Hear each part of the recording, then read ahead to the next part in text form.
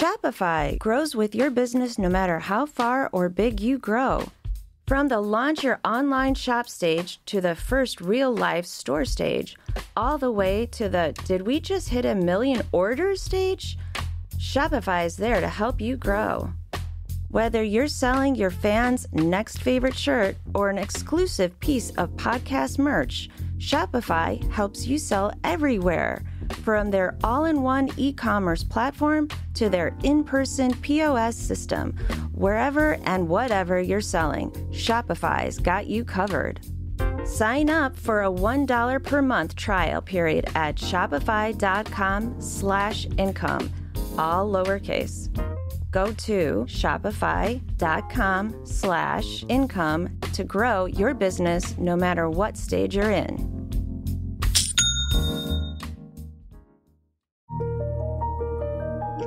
Welcome to Accelerate Your Business Growth, where we're exploring all sorts of business topics. Experts from around the world join me, your host, Diane Helbig, for a conversation where they share their expertise with all of you. Take what you need when you need it. Featured on Inc.com, Forbes, and MSNBC's Your Business, this podcast is recognized as one of the best podcasts for small business, sales, leadership, social media, and more. When it comes to business, Accelerate Your Business Growth has got it covered. And now on with the show. My guest today is Colin Hirdman. Colin started his first company a week after graduating from college and has been an entrepreneur ever since. He's building businesses through Monkey Island Ventures, a company he co-founded with his two best friends. Monkey Island is named after a park they played at since they were 5 years old. I just have to step in and say how much I love that. Anyway, Colin's now focused on their newest business, Rainmaker. He helps founders and sales teams build their LinkedIn network, leads, and sales through their authentic engine. Thanks so much for being here today, Colin. Thanks, Diane, for having me. Really excited about our talk today. Me too. I am too. I love LinkedIn as much as I use it, and I think there's still things I don't know about it, or ways to take advantage of it, which I'm sure then is same for the listeners. So, really looking forward to having this conversation. And I'd actually like to start by asking you, what is your LinkedIn philosophy? That's actually a great place to start, because I like breaking down when I'm talking with prospects. Kind of, there's the LinkedIn philosophy, then LinkedIn audiences, and then specific campaigns. And at the top of it really is LinkedIn philosophy. And when I think about it a few ways. One is, you need to bring authenticity to LinkedIn, which is ensuring that you are communicating the way that you normally communicate, that you communicate as you, and that you represent yourself authentically. But then you also represent, the brand or brands that you represent on LinkedIn as well.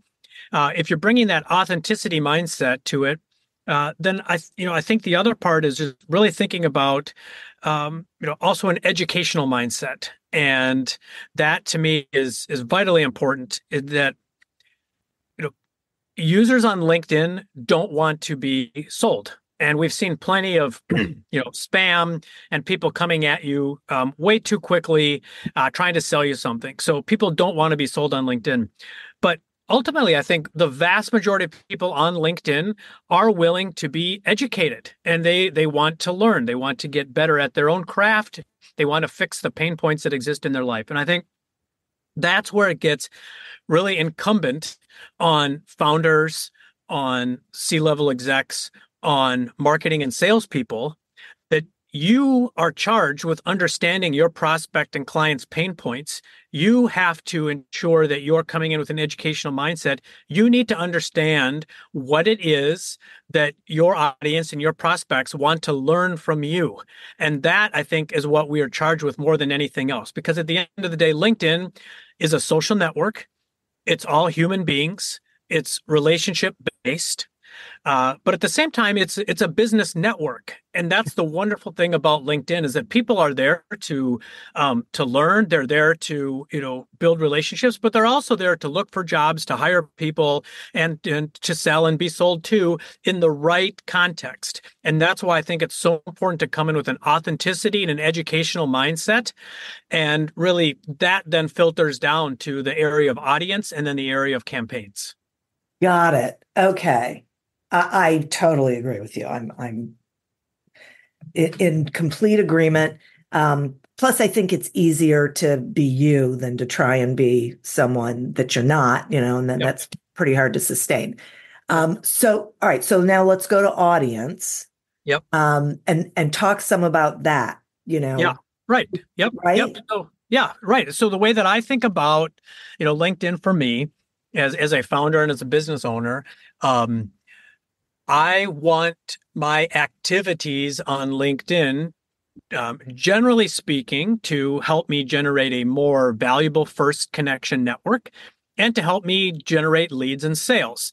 I think, there's other aspects of LinkedIn in terms of like building relationships, of, posting some personal content, seeing other people's personal content, having that be kind of a fun element.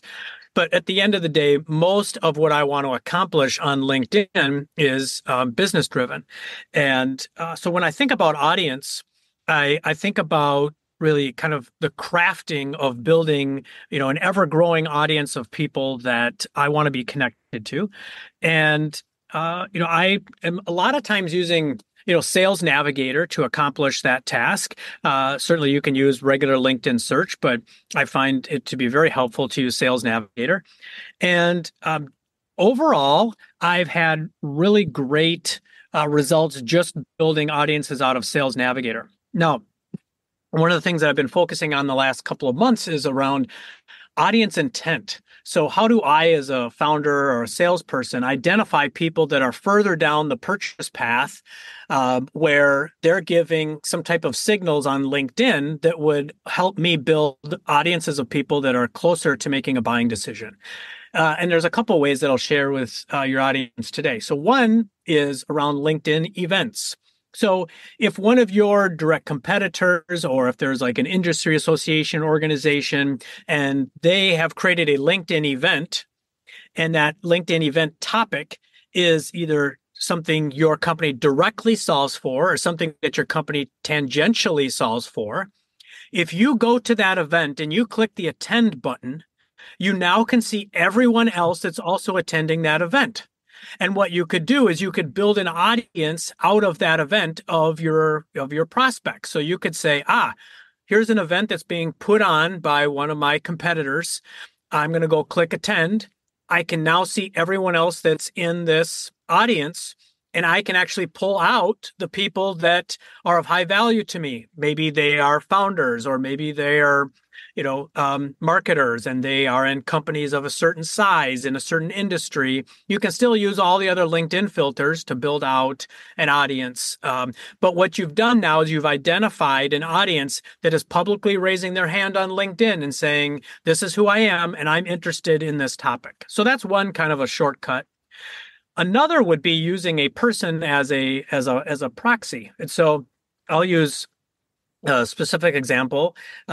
So there's a woman on LinkedIn who has about 70,000 followers. And what she talks about on LinkedIn is how to grow on LinkedIn. And her content is very much focused on like when to post and the kind of content to post in your LinkedIn profile and whatnot. And so I know people are following her because they want to get LinkedIn content on how to grow on LinkedIn.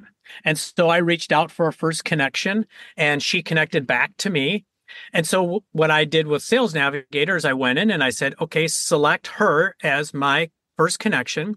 And then I said, I want to see everyone that's a first connection to her, but is a second connection to me, but also has, a title of founder or sales executive or fractional and that, is in the United States.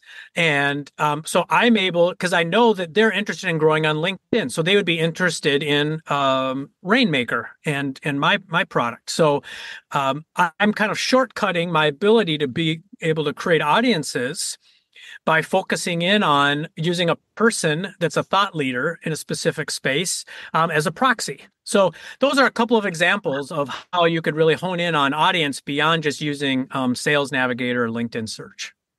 Wow, this is so interesting. I'm taking notes. But so I have a question for you that I don't know if it's a stupid question or not, but I'm asking anyway. So Yeah. Let's go back to the first one. So you pull these people, whatever, you put them into an audience, Mm-hmm.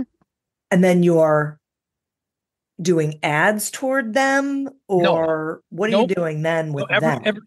Everything that I do for myself and Mhm. all the automations that I use for myself in Rainmaker, it's the same stuff that I do for my clients. So I would say I'm using LinkedIn kind of at the bleeding edge. And I've been doing this for over 5 years, as I am figuring things out, then I'm passing that along as knowledge to my to prospects and to my customers.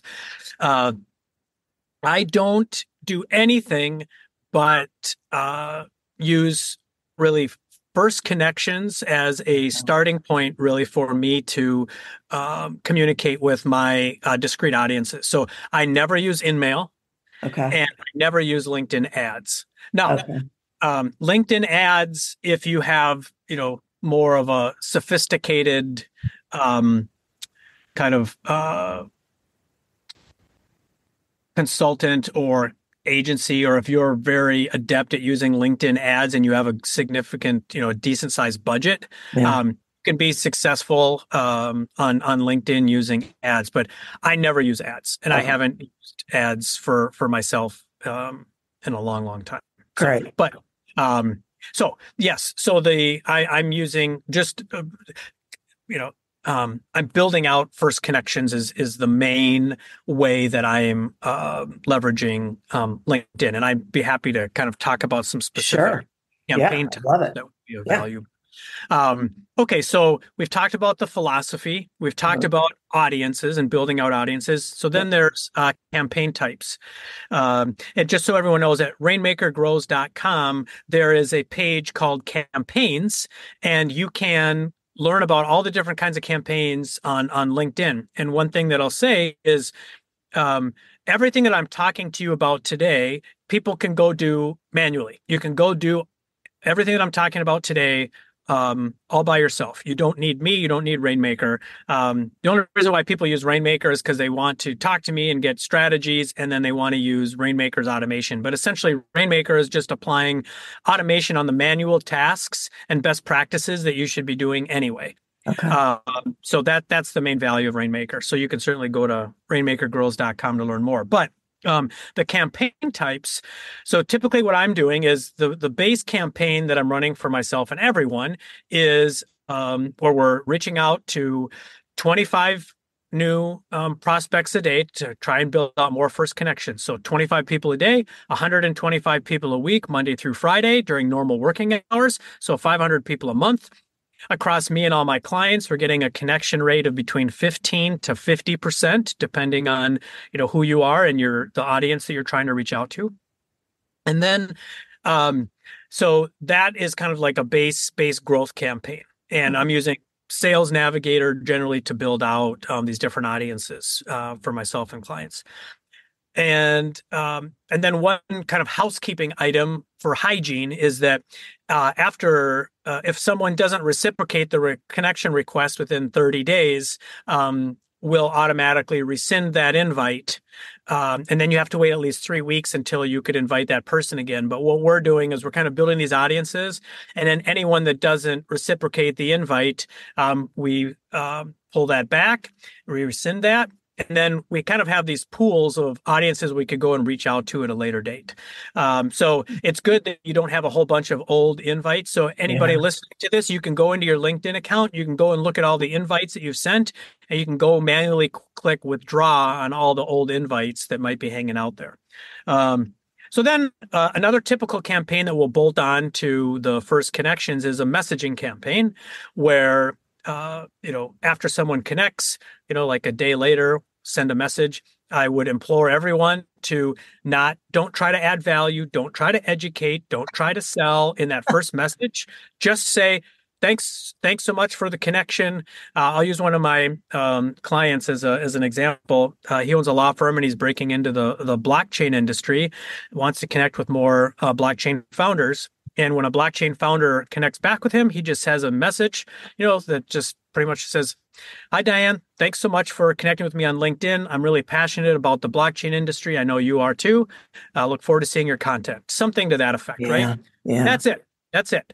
But then, what I talked about earlier in our conversation, it's incumbent on us as the founder, the salesperson, to know what it is that our audience would be interested in learning from us and being educated on. So, and some of this is also experimentation mindset, seeing what works. But going that next message, if they don't reply, he has another message that'll go out and say, "Hi, Diane.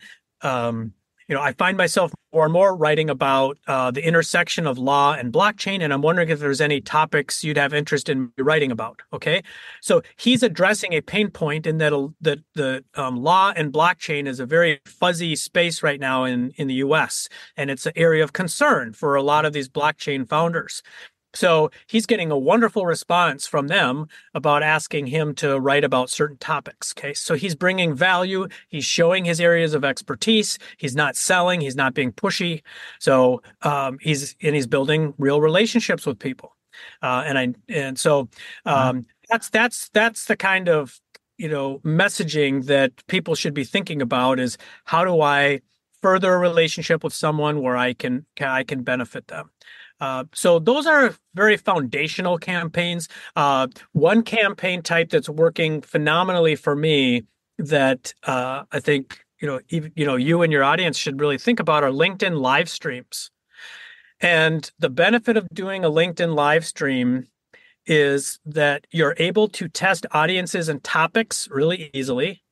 But then it also allows you to deepen relationships incredibly fast. And I'll explain the process, and I will explain why that is. So my process is, so there was an audience, and we'll just say they're called EOS implementers. So I don't know if your audience is familiar with EOS implementers, but EOS is a business kind of process that helps you run your business in very structural ways. It's a great process. But there's these people called EOS implementers, and they can help you once a quarter meet with you and your leadership team and ensure that your business is going in the right direction. Okay. Mm-hmm. So about a month ago, I thought, I bet EOS implementers would like to learn about, LinkedIn, how to grow your network leads and sales using LinkedIn. And so I created an audience of 200 EOS implementers in Sales Navigator. And then I reached out to all 200 of those EOS implementers to try and create a connection. About 50% connected back with me. So I had around 100 new EOS implementers as first connections. So then I went on to LinkedIn and I created my LinkedIn event, and I created it as a live stream event. And then So then what I used the LinkedIn invite function, and I invited the 100 EOS implementers to my event. And so again, you can do all this manually. A lot of this is automated that I'm using with my system, but you can go do all this manually. And so all of these EOS implementers got a alert that I invited them to this LinkedIn live stream.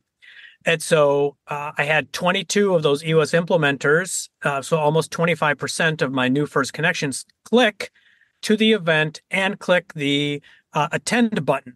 Okay. So a few things that I'll say right now about what's just happened. Number one, I have proven that my topic is of interest to the EOS implementers. Yeah. And number two, one little strategy that I have is that I'm hosting this live stream about once a week. I'm doing it to different discrete audiences. So sometimes founders, sometimes sales executives, sometimes EOS implementers. And I'm just changing one thing on the title slide that I'm also using for the image of my event, which it'll say, LinkedIn growth webinar, learn how to grow your LinkedIn network leads and sales using authentic automation. And it'll say for founders or for EOS implementers or for sales executives. And I am marketing this live stream event to each of these groups. So not only do they see the topic was interesting and compelling, but they also see that the topic was created just for them, right? Like this, Right. They self-identify with the live stream event. Yeah. So getting a great response rate on that. So I'm able to, with LinkedIn live streams, test my topics, test my audiences on the front end. But the really magical thing is that once someone clicks the attend button, they have now allowed you to see who they are, that they're interested in what your topic is all about. They have also, in no uncertain terms, said to you that I trust you. Yeah. I trust your company. I'm willing to get educated and to learn from you. And what that does, it creates a bond between you and that person that when I'm done with my LinkedIn live stream, when I go to, the 22 EOS implementers that said they wanted to attend the event, I follow up with a message and I say, hi, Diane, thanks again for registering for my LinkedIn live stream that I led earlier this morning. Not sure if you were able to make it or not, but in case you missed it, here's a link to the recording. And then underneath that, I say, if you're ever interested in doing a one-on-one strategy session, feel free to book some time with me here. And then I link to my Calendly. So let's look at what we've just done. In very short order, we have identified an audience, gotten that audience to go to my event, click the attend button, and I can tell these people, I can share with these people my Calendly, and I don't feel salesy. They don't feel like I'm pushing sales on them, and they already see you as someone they feel like they could learn from, and you've accomplished so much in so little. And it's just a great format. And so I actually, Dan, I'll send you for sure this after, but I've kind of documented from beginning to end my entire flow and how I do it. And I'll send that to you and you can certainly use it or post it however you see fit. Wonderful. Anybody listening, feel free to just ping me on LinkedIn. I'd be happy to send you, it's just a one-page PDF with just all the different steps that I do and how I use LinkedIn live streams. That is amazing. And I got to tell you, I mean, there's so much that I love about all of this. But the biggest thing I think there's two things that are really sticking out with me. One is that it is so structured and not difficult structure, right? Like common sense structure that I've never heard before. But also, it really is about just being your authentic self, building trust, because when you engage the way you're talking about engaging, then people learn to trust you because you're not trying to sell them something, right? You're just trying to help them. Exactly. And they get that. And so you're right. They are more likely to welcome you absolutely into their world. Yeah. And I would even continue to challenge myself and challenge you and challenge your audience that if you don't know what it is that your audience wants to learn and what they can learn from you and how you can educate them, then you're failing. You need to figure that out. Yeah. And I'm not saying it's easy, but I'm saying there's methodologies that you can use to test that. And when you get to the point at which you get that fit, you're going to just be positioned in a wholly different spot that will be beneficial to you and to your prospects. Absolutely. I so agree. Colin, I so value this information. We're probably going to have you back, to Sure. talk further about LinkedIn. But in the meantime, will you tell the listeners how they can find you? Absolutely. So on LinkedIn, find me, just look me up, Colin Hirdman. I'm the only one of the few Hirdmans on there. So Hirdman, first name Colin, Colin. You can also go to rainmakergrows.com. And if you click the free consultation button, it goes just to me, and you'll be talking to me. There's no one else that's performing the work. It's me. It's my software. It's our automation, and it's I love it.